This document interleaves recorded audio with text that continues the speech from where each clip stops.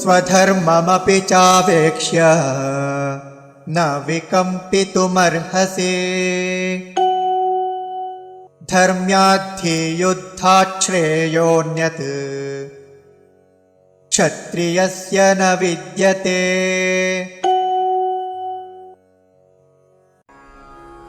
स्वधर्मम् अपि च अवेक्ष्य न विकम्पितुम् अर्हसि धर्म्यात् हि युद्धात् श्रेयः अन्यत् क्षत्रियस्य न विद्यते। स्वधर्ममपि चावेक्ष्य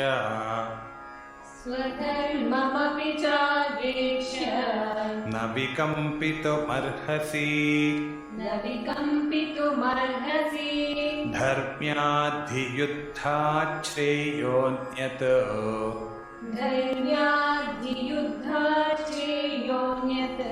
क्षत्रियस्य न विद्यते। स्वधर्ममपि चावेक्ष्य न विकम्पितुमर्हसि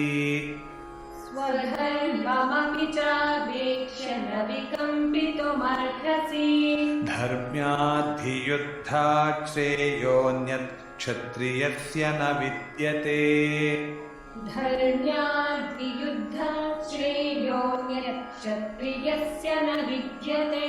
स्वधर्ममपि चावेक्ष्य न विकम्पितुमर्हसि धर्म्याद्धियुद्धात् श्रेयोऽन्यत् क्षत्रियस्य न विद्यते।